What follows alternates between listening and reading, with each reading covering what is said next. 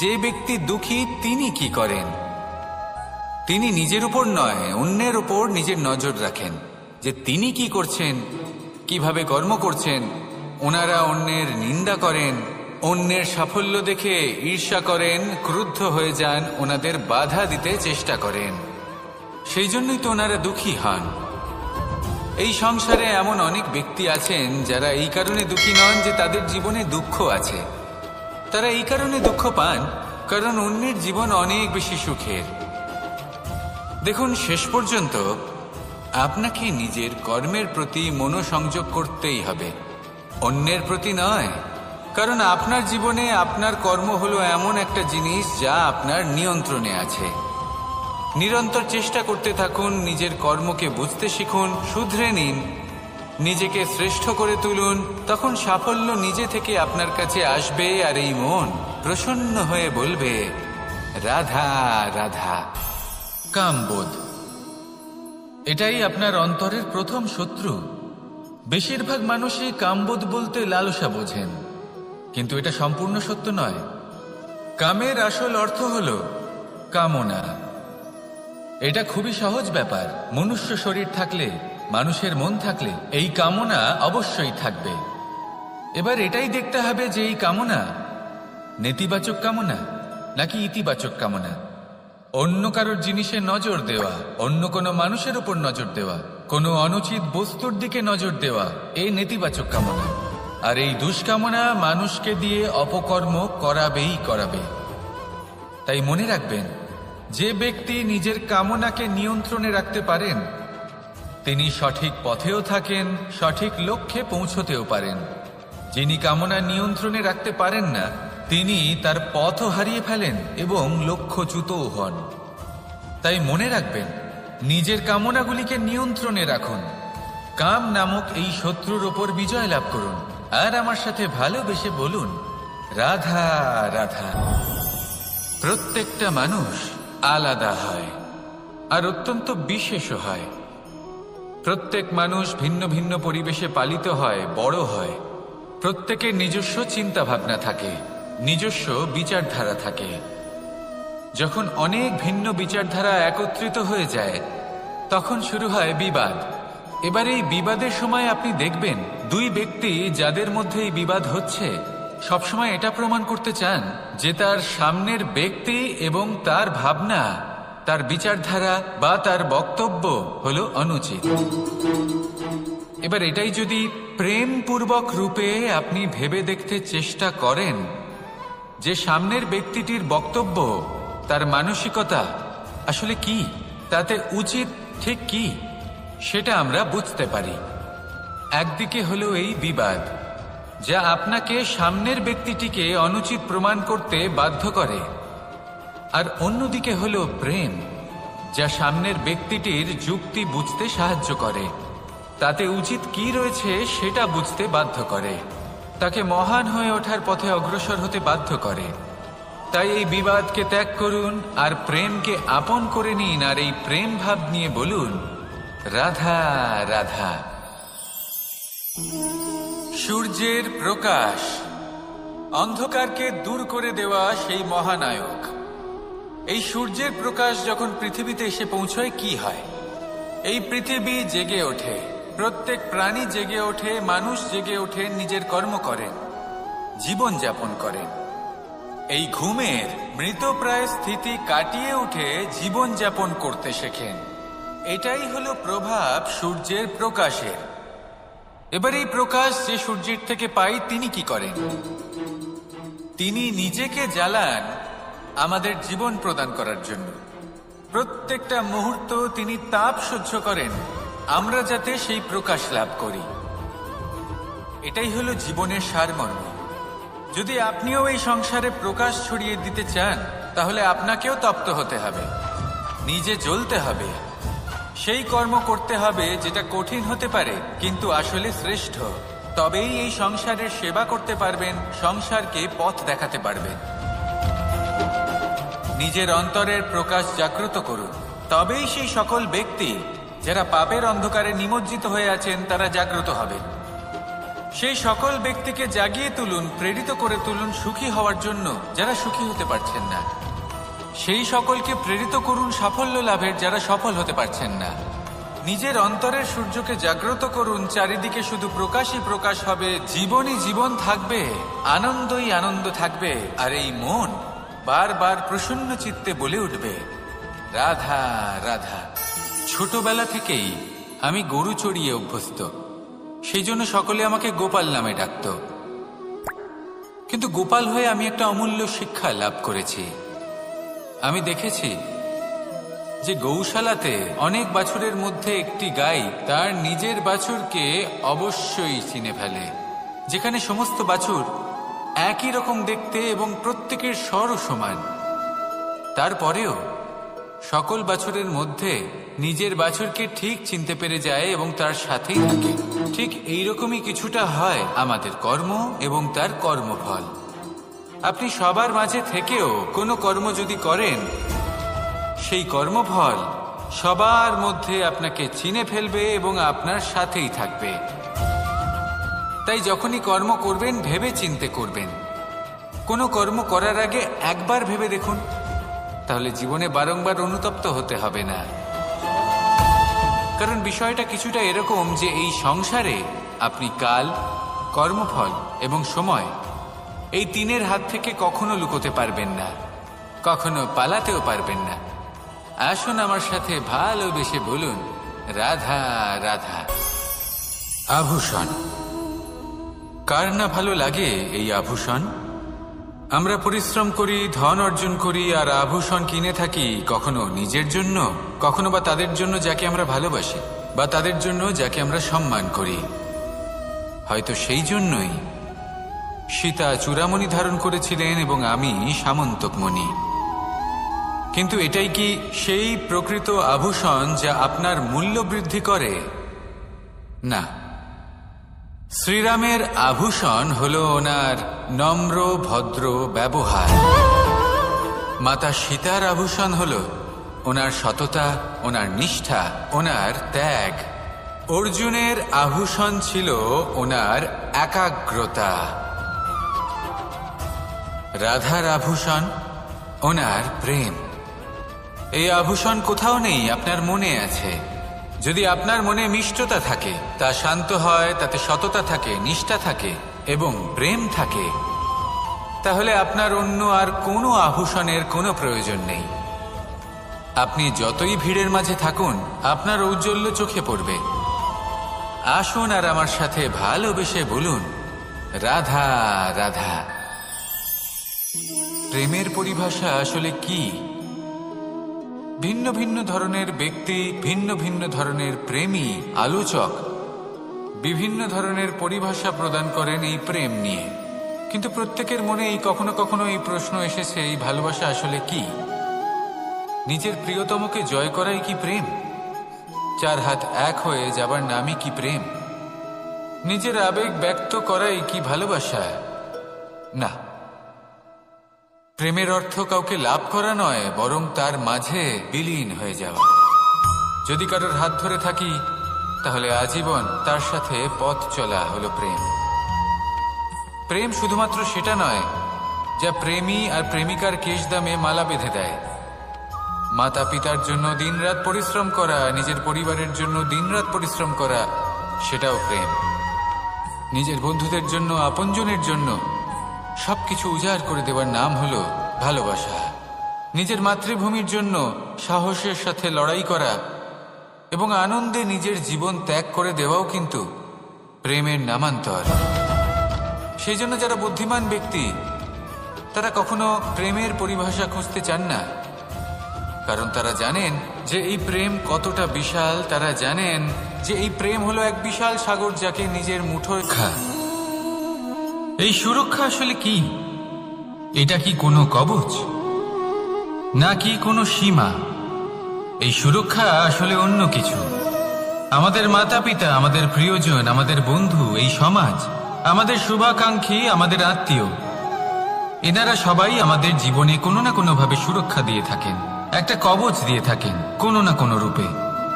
কিন্তু দেখতে গেলে আমাদের পরাক্রমের পথে আমাদের বীরত্বের পথে, আমাদের সাহসের পথে এই সুরক্ষাই সব থেকে বড় বাধা হয়ে দাঁড়ায়।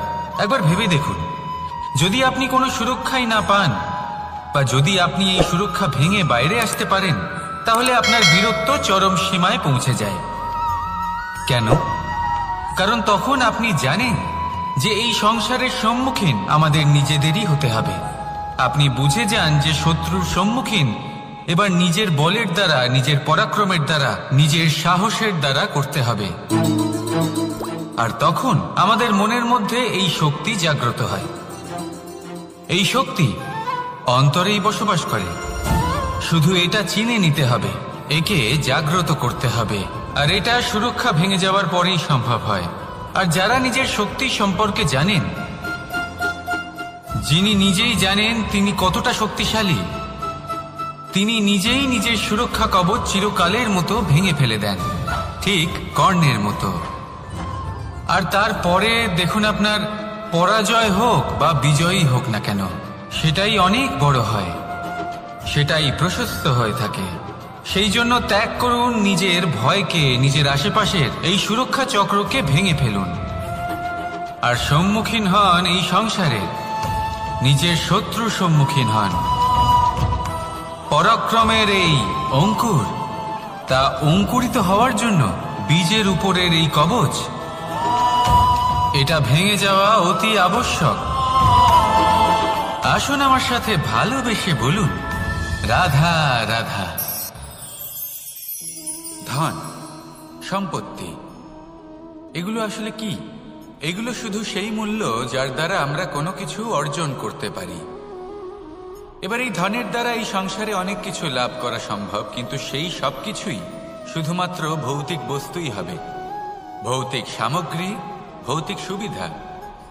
অর্থাৎ আপনার কাছে যতই ধন থাকুক, তা আপনাকে শান্তির ঘুম এনে দিতে পারবে না, আপনাকে জীবনের বাস্তব সুখের অনুভূতি লাভ করাতে পারবে না, কারণ এগুলো ভৌতিক ধন। এ ভৌতিক বস্তুই অর্জন করাতে সক্ষম। বাস্তবিক ধন কি? যদি এই প্রশ্ন আপনার মনে আসে, তাহলে তার উত্তর আমি আপনাকে দেব একটা উদাহরণের মাধ্যমে। কখনো আপনি শুনে থাকবেন যে একজন পিতা আজীবন অনিষ্ট করেন, অনর্থ করেন, খারাপ কাজ করেন শুধু ধন অর্জনের জন্য। তিনি ভাবেন যে আমি ধন অর্জন করব আর নিজের সন্তানকে একটা উজ্জ্বল ভবিষ্যৎ প্রদান করব, একটা সুখ স্বাচ্ছন্দ্যময় জীবন দান করব। এবার সন্তান যখন জন্ম লাভ করে, তখন সে ভাগ্যের জোরে সেই ধন ভোগ করে। যেরকম সে পায় সেরকমই তার ব্যবহার সে করে। কখনো আপনি এটাও দেখে থাকবেন যে সেই সন্তান সমস্ত ধন নষ্ট করে ফেলে, আর সেই পিতা যিনি সমস্ত ধন সঞ্চয় করেছেন, যিনি সেই ধনের প্রভু, আজ সেই ধনের প্রহরী হয়ে রয়েছেন। এবার এরকম কেন হয়? এরকম তখনই হয় যখন সেই পিতা বুঝতেই পারেন না যে তার জীবনের আসল ধন কি। সেই আসল ধন তার সন্তানকে সে দিতেই পারে না। যদি পিতা তার সন্তানকে কর্মের জ্ঞান দিতে পারেন, উচিত কোনটা অনুচিত কোনটা সেই শিক্ষা দিতে পারেন, সংস্কারের প্রকৃত শিক্ষা দিতে পারেন, তবে সেটা ধনের থেকে অনেক বেশি গুরুত্বপূর্ণ। এটাই হলো জীবনের বাস্তব ধন। আপনি সেই কথা তো অবশ্যই শুনে থাকবেন, কুসন্তান হলে ধন সঞ্চয় করে কি হবে, সুসন্তান হলে ধন সঞ্চয় করে কি হবে। সন্তান যদি কুপুত্র হয় তাহলে সব নষ্ট করে ফেলবে, আর সন্তান যদি সুপুত্র হয় তাহলে ধন থাকুক না থাকুক, সে নিজেই কর্মের পথে অগ্রসর হয়ে ধন অর্জন করবে আর নিজের জন্য এক উজ্জ্বল ভবিষ্যৎ গড়ে তুলবে। তাই সন্তানকে সম্পদ দেওয়ার আগে কর্মের জ্ঞান দান করুন, সুশিক্ষা দিন, কারণ এটাই হলো জীবনের প্রকৃত ধন। আসুন আর আমার সাথে ভালোবেসে বলুন, রাধা রাধা। জীবনে সাফল্য এবং অসফলতা আপনার বল, আপনার শক্তির উপরে নির্ভরশীল নয়, আপনার মানসিকতার উপর নির্ভরশীল। যদি কোনো ব্যক্তি দৃঢ় নিশ্চয় করে নেয় তাহলে সে কখনো হারে না। যদি কেউ হার মেনে নেয় তাহলে সে কখনোই জিততে পারে না।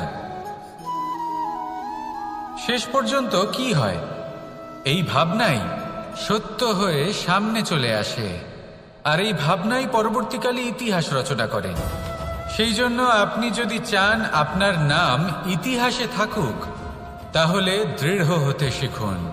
ইতিবাচক ভাবনার সাথে পরিশ্রমের সাথে এগিয়ে চলতে থাকুন। প্রতিস্পর্ধা গ্রহণ করুন আর শুধুই এগিয়ে যেতে থাকুন। সংসারে আপনি যে কোনো উচ্চতাতেই পৌঁছতে পারবেন, কারণ ইচ্ছে শক্তি আর ভালোবাসার চেয়ে বেশি শক্তিশালী আর কিছুই নেই। তাহলে আসুন আর আমার সাথে ভালোবেসে বলুন, রাধা রাধা। মানুষের জীবন দেখলে এতে সংকটও আসবে, বিপদও আসবে, অনেক সমস্যাও আসবে। কখনো কখনো এমন সময় আসবে যখন আমাদের আপনজনের থেকে সাহায্য চাইতে হয়। আমরা সাহায্য চাই আর তারা সাহায্য করেও দেন, আমাদের সংকট থেকে মুক্তও করে দেন। কিন্তু যখন এই সময় বদলে যায়, যখন সুখের সময় আমাদের জীবনে আসে, তখন আমাদের মনে একটা অহংবোধ জেগে ওঠে। মনে হয় উপকার আবার কি, সেই ব্যক্তি সাহায্য করেছিলেন তাতে কি, উনি তো নিজের কর্তব্য পালন করছিলেন। সেই ব্যক্তি আমাদের ধন দিয়েছিলেন যখন প্রয়োজন ছিল, তো আমরা সেই ধন তো ফিরিয়ে দিয়েছি, উপকার কিসের? এই ভাবনা অনুচিত। যদি কোনো ব্যক্তি আপনাকে সাহায্য করে থাকে যখন কেউ করেনি, যখন আপনার সবথেকে বেশি প্রয়োজন ছিল, সেই সাহায্য অমূল্য আর সেটা উপকারী বটে। যদি কেউ উপকার করেন তাহলে বিনম্র চিত্তে ভালোবেসে আজীবন তার উপকারের প্রতি কৃতজ্ঞ থাকুন। কারণ সত্যি কথা বলতে এই সংসারে উপকার করার মতো ব্যক্তি খুব কম রয়েছেন, আর উপকারের কথা মনে রাখেন এমন কৃতজ্ঞ ব্যক্তি আরও কম। সেই জন্য জীবনে কৃতজ্ঞ থাকুন আর আমার সাথে ভালোবেসে বলুন, রাধা রাধা। সুখ এবং দুঃখ এই দুই হলো আমাদের জীবনের অবশ্যম্ভাবী এবং গুরুত্বপূর্ণ অঙ্গ। আমাদের সকলের জীবনে কখনো সুখও আসে, আবার কখনো দুঃখও আসে। আমরা সবসময় ভাবি আমরা কিভাবে সুখ লাভ করব, কিভাবে আমরা দুঃখ থেকে দূরে থাকতে পারি। আর এই জীবনে যা কিছুই ঘটুক না কেন, সেই সব কিছু আমরা সুখ এবং দুঃখের মাপদণ্ডে মেপে থাকি। এবার এখানে একটা ছোট্ট বিষয় আছে, এটা ভেবে দেখতে হবে যে কে আসলে সুখী ব্যক্তি। সুখী ব্যক্তি হলেন তিনি যিনি নিজের জীবনে নিজের কর্মের বিশ্লেষণ করে থাকেন, সেই বুঝে পদক্ষেপ নেন। উনি কি করতে চলেছেন সেটা উনি জানেন, আর যদি ওনার কোনো দোষ থাকে বা ভুল থাকে তাহলে সেগুলো শুধরে নিয়ে এগিয়ে চলেন। সেই জন্য উনি সুখী হন। অন্যদিকে যে ব্যক্তি দুঃখী, তিনি কি করেন? তিনি নিজের উপর নয়, অন্যের উপর নিজের নজর রাখেন যে তিনি কি করছেন, কিভাবে কর্ম করছেন। ওনারা অন্যের নিন্দা করেন, অন্যের সাফল্য দেখে ঈর্ষা করেন, ক্রুদ্ধ হয়ে যান, ওনাদের বাধা দিতে চেষ্টা করেন। সেই জন্যই তো ওনারা দুঃখী হন। এই সংসারে এমন অনেক ব্যক্তি আছেন যারা এই কারণে দুঃখী নন যে তাদের জীবনে দুঃখ আছে। তারা এই কারণে দুঃখ পান কারণ অন্যের জীবন অনেক বেশি সুখের। দেখুন, শেষ পর্যন্ত আপনাকে নিজের কর্মের প্রতি মনোসংযোগ করতেই হবে, অন্যের প্রতি নয়। কারণ আপনার জীবনে আপনার কর্ম হলো এমন একটা জিনিস যা আপনার নিয়ন্ত্রণে আছে। নিরন্তর চেষ্টা করতে থাকুন, নিজের কর্মকে বুঝতে শিখুন, শুধরে নিন, নিজেকে শ্রেষ্ঠ করে তুলুন। তখন সাফল্য নিজে থেকে আপনার কাছে আসবে, আর এই মন প্রসন্ন হয়ে বলবে, রাধা রাধা। কামবোধ, এটাই আপনার অন্তরের প্রথম শত্রু। বেশিরভাগ মানুষই কামবোধ বলতে লালসা বোঝেন, কিন্তু এটা সম্পূর্ণ সত্য নয়। কামের আসল অর্থ হল কামনা। এটা খুবই সহজ ব্যাপার। মনুষ্য শরীর থাকলে, মানুষের মন থাকলে এই কামনা অবশ্যই থাকবে। এবার এটাই দেখতে হবে যে এই কামনা নেতিবাচক কামনা নাকি ইতিবাচক কামনা। অন্য কারোর জিনিসে নজর দেওয়া, অন্য কোনো মানুষের উপর নজর দেওয়া, কোনো অনুচিত বস্তুর দিকে নজর দেওয়া, এই নেতিবাচক কামনা। আর এই দুষ্কামনা মানুষকে দিয়ে অপকর্ম করাবে। তাই মনে রাখবেন, যে ব্যক্তি নিজের কামনাকে নিয়ন্ত্রণে রাখতে পারেন তিনি সঠিক পথেও থাকেন, সঠিক লক্ষ্যে পৌঁছতেও পারেন। যিনি কামনা নিয়ন্ত্রণে রাখতে পারেন না, তিনি তার পথও হারিয়ে ফেলেন এবং লক্ষ্যচ্যুতও হন।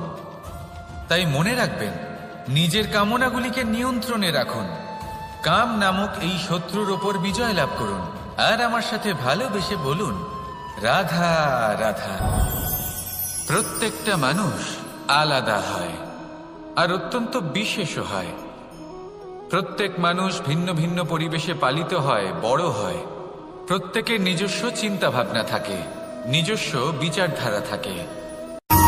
জীবন, এই জীবন আসলে কি?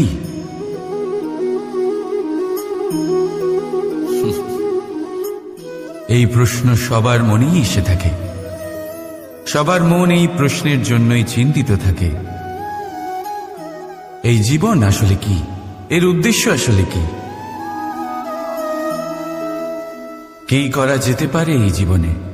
এই জীবন কি কিছু পাওয়ার, নাকি এই জীবন কিছু হারাবার? এই জীবন কি আসলে সেটাই যেখানে আমাদের পরমাত্মার খোঁজ করা উচিত, নাকি আমাদের ধাবিত করা উচিত নিজেদের স্বপ্নের লক্ষ্যে? এই জীবন আসলে কি? এই জীবন আসলে অত্যন্ত সরল।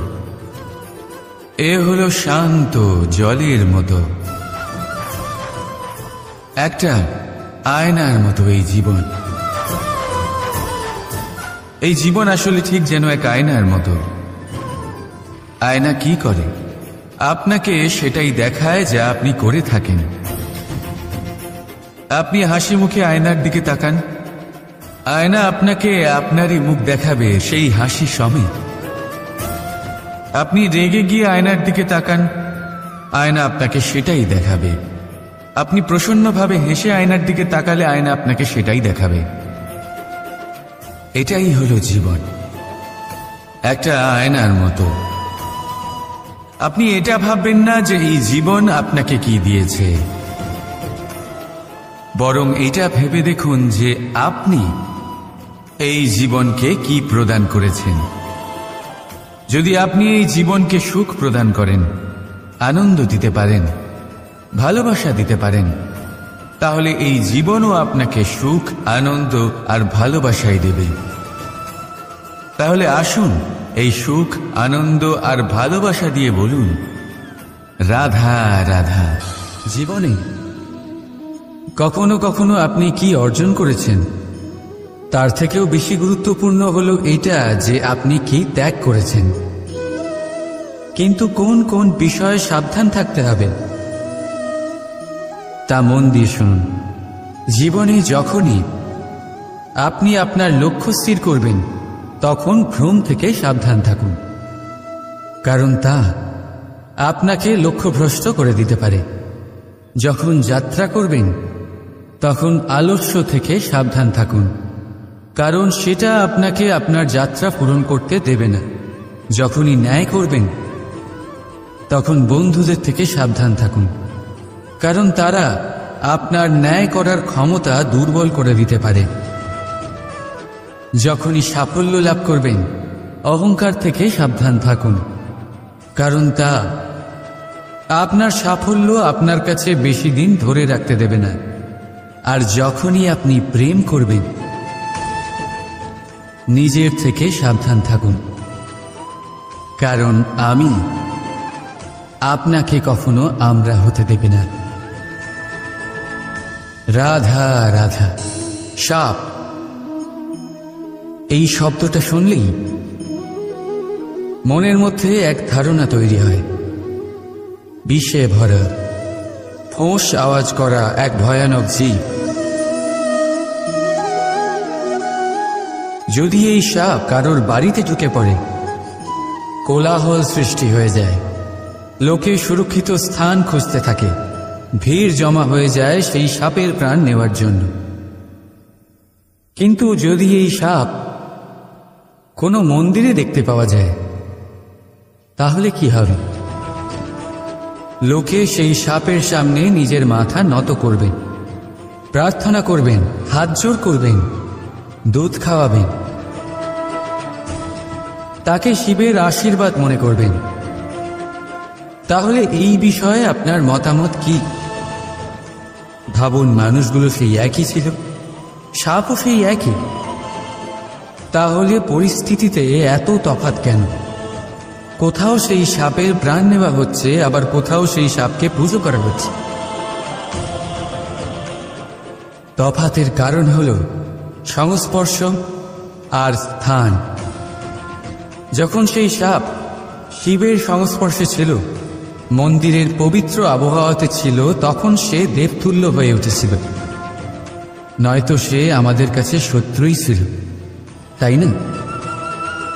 তাই নিজের জীবনে সংস্পর্শ আর স্থানের চয়ন খুব ভেবেচিন্তে করুন, কারণ এই সংসার আপনার ব্যক্তিত্বের আন্দাজ আপনার সংস্পর্শ থেকেই করবে। আর হ্যাঁ, এখানে বিষয় ধনী বা গরিবের নয়, এখানে বিষয় হল সংস্কারী আর সদাচারীর সঙ্গে। সদাচারীর সঙ্গ সবসময় সম্মানের কারণ হয়। রাধা রাধা। আপনি কখনো কোনো স্বর্ণকারকে দেখেছেন? সোনা তারই, গয়না বানানোর শিল্প তারই, তাও ও বারবার সোনাকে গরম করে, হাতুড়ি নিয়ে বারবার তার উপরে প্রহার করে। কিসের জন্য? যাতে সে সেই স্বর্ণকে কুন্দন বানাতে পারে, প্রত্যেক আঘাতের সাথে তার মধ্যে থেকে খাদ বের করতে পারে। একজন বিবেকশীল ব্যক্তিরও এটা করা উচিত, যাতে এই সংসার আপনাকে আঘাত করার আগে আপনি নিজের মধ্যে থাকা দোষগুলো বহিষ্কার করে দিন। হয়তো একটু কষ্ট হতে পারে, কিন্তু এই অবশ্যই করুন। যদি আপনি কুন্দন হতে চান, তাহলে নিজেকে নিজের স্বর্ণকার অবশ্যই হতে হবে। রাধা রাধা।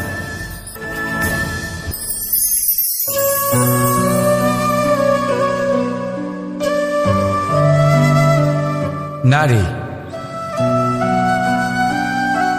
পুরুষরা যাকে নাম দিয়েছেন ত্রিয়া।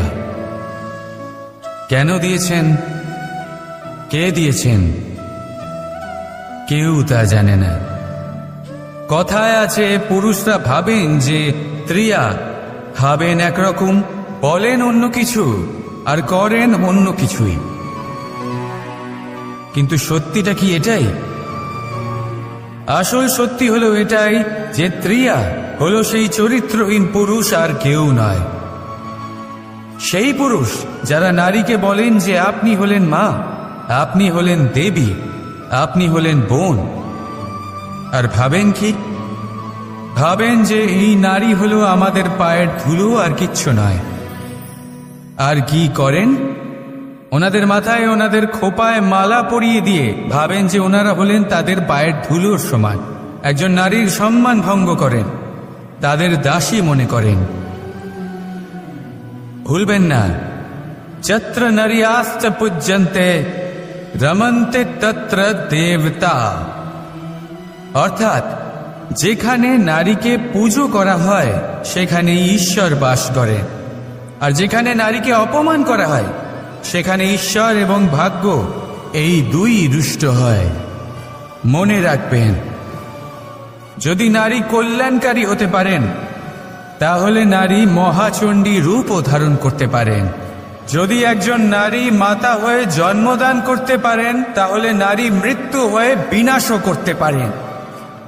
যেখানে নারী অপমানিত হবেন, সেখানে মহান ভারতও মহাভারতের পথে অগ্রসর হতে পারে। তাই মনে রাখবেন, নারীর অপমান যেন কখনোই না ঘটে। আর যদি কোথাও নারীর অপমান হয়, তার অর্থ হলো আপনার বিনাশ আপনার দিকেই আসছে, আর এটা হলো তার প্রথম পদক্ষেপের প্রথম পদধ্বনি।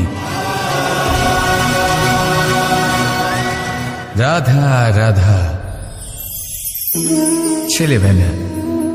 এবার ছেলেবেলার বিষয়ে আর কি বলি, অত্যন্ত বিশেষ হয় এই ছেলেবেলা। সেই সময়ের অনেক কথা আমাদের আজও মনে আছে, আর সারা জীবন মনে থাকবে। এমন কোনো কথা, যেমন কিছু একটা ঠাট্টা করেছিলাম, যাতে মাতা পিতা এত রেগে গেছিলেন যে সেদিন হয়তো আমাদের খেতেই দেননি। এরকম হয়, আর আমার সাথেও তা হয়েছে। কিন্তু একটু ভেবে দেখুন, যখন আমরা অভুক্ত থাকি, তখন কি আমাদের মাতা পিতার গলা দিয়ে খাবার নামতে পারে? কখনোই নয়। কিন্তু আমরা তো কথা বলছি মাতা পিতাকে নিয়ে।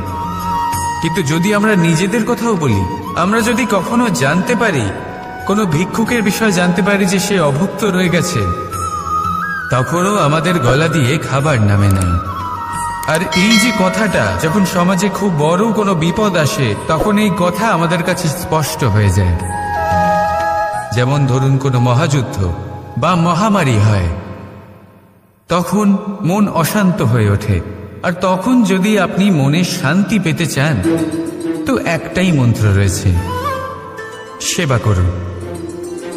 যতটা পারবেন ততটা সেবা করুন। এই সমাজে কত সংখ্যক মানুষ রয়েছেন যারা খালি পেটে শুয়ে পড়েন, কিন্তু যদি আমাদের মধ্যে প্রত্যেক মানুষ চেষ্টা করেন, সঠিকভাবে চেষ্টা করেন, তাহলে কোনো মানুষ অভুক্ত থাকবেন না। এক অত্যন্ত গুরুত্বপূর্ণ কথা মনে রাখবেন, কোনো দরিদ্র, কোনো অভুক্তকে খেতে দেওয়া, তা হল ঈশ্বরকে ভোগ নিবেদন করার থেকেও মহান কার্য। কারণ ঈশ্বর গরিব মানুষের প্রার্থনায় বাস করেন। আর ধরে নিন, যদি সেই ভিক্ষুক আপনার দেওয়া খাবার গ্রহণ করেন, অর্থাৎ ঈশ্বর আপনার দেওয়া খাবার গ্রহণ করলেন। কারণ এই মানবতা, এই সেবাই হল ঈশ্বরের সব থেকে বড় আরাধনা।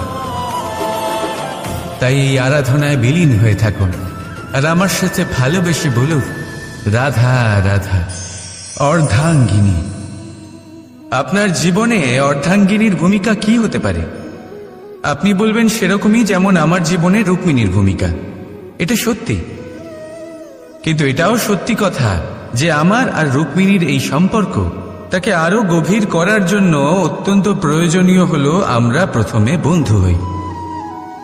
একজন ভালো স্বামী বা স্ত্রী হবার প্রথম পদক্ষেপ বন্ধুত্ব, অর্থাৎ সখা প্রেম।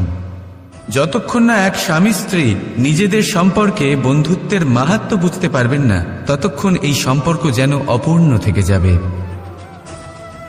আর তারপর এই সম্পর্কে জন্ম নেয় সেই অনুভূতি, যেমন অধিকার, যেমন অভিমান। এই দুই ভাবনা যা এই সম্পর্ক ভাঙার প্রথম পদক্ষেপ হয়ে থাকে। সেই জন্য নিজের দাম্পত্য জীবনে অধিকার ফলানোর আগে নিজেকে জিজ্ঞাসা করুন, আপনি কি আপনার জীবনসঙ্গীর সব থেকে ভালো সখা হতে পেরেছেন? সম্পর্ক আরো উন্নত হবে। রাধা রাধা। উৎসব, পুজো, পার্বণ আমাদের জীবনে উল্লাস করে দেয়। এবার দীপাবলির উৎসব এসেছে। আপনি কখনো ভেবেছেন যে এইসব উৎসব, যেমন গুরু পূর্ণিমা, দোল, রাখি বন্ধন, এইসব পূর্ণিমার দিনে অনুষ্ঠিত হয়, যখন চাঁদ আকাশে পুরোপুরিভাবে দেখা যায়।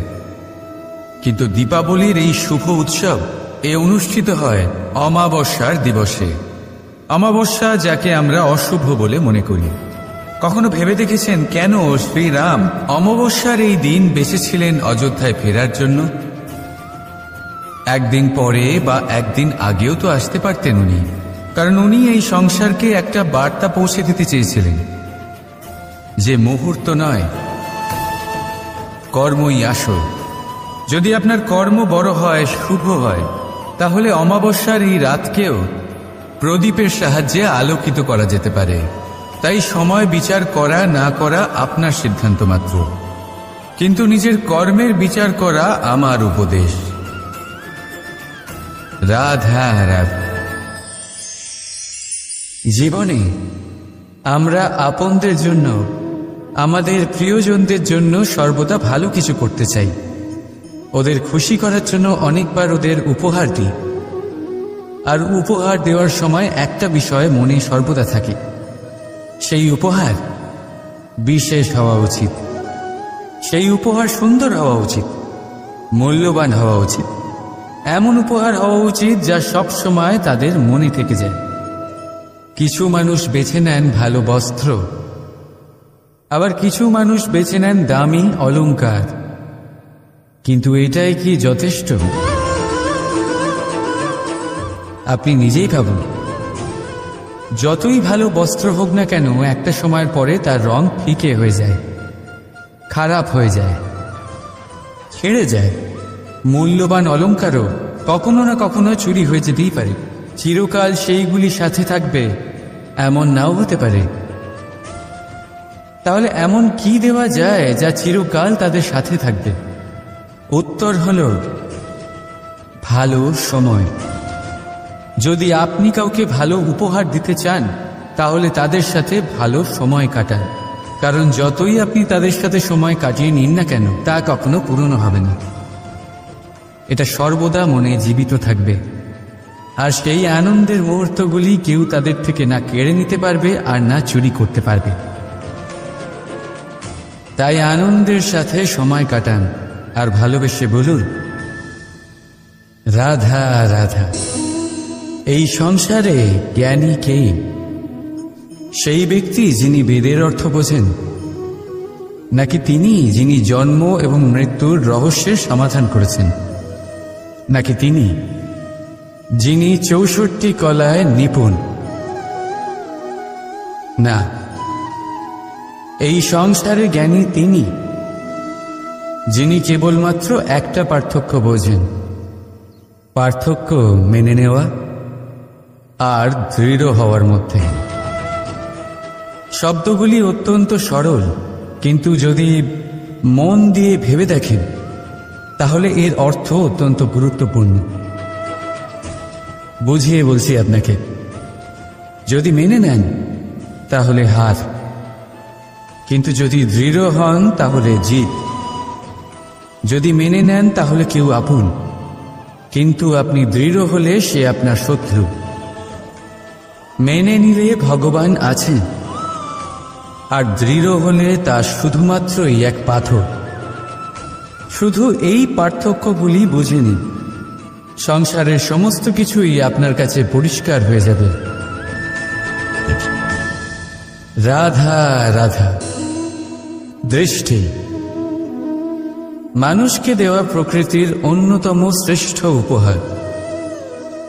সেই দৃষ্টি যার জন্য মানুষ এই সংসার দেখতে পারে, নিজের পথ দেখতে পারে। কিন্তু সংসারে দৃষ্টি লাভ করেও সবাই মহান হতে পারে না, প্রসন্ন হতে পারে না। প্রসন্ন শুধুমাত্র তারাই হয় যাদের দৃষ্টিভঙ্গি শুভ হয়। এবারে যারা গোলাপে শুধুমাত্র কাঁটা খুঁজে পায়, তাদের হাত অবশ্যই সেই কাঁটা দ্বারা আঘাতপ্রাপ্ত হয়, কারণ তাদের দৃষ্টি শুধুমাত্র কাঁটা অবধি সীমিত থাকে। কিন্তু সুগন্ধ প্রস্তুতকারক পাপড়ি অবশ্যই খুঁজে বার করেন। কেন? একটু ভেবে দেখুন। যারা অন্ধকারে আলো পেতে চান, তাদের কাছে প্রদীপ ও সূর্যের মতো মনে হয়। কিন্তু যারা খুঁত বার করতে চান, তারা সেই প্রদীপের নিচে অন্ধকারই খুঁজে পান। যারা ভালোবাসা পেতে চান, তারা অচেনা মানুষের মধ্যেও স্নেহ খুঁজে পান। নয়তো কাউকে পেয়েও তাদের না চিনতে পারা মানুষের অভাব নেই। দৃষ্টি আমাদের দেখায়, কিন্তু দৃষ্টিভঙ্গি আমাদের সেটা দেখায় যা আমরা দেখতে চাই। যেমন আপনার ভাবনা হবে, সেটাই সত্যি হয়ে আপনার সামনে আসবে।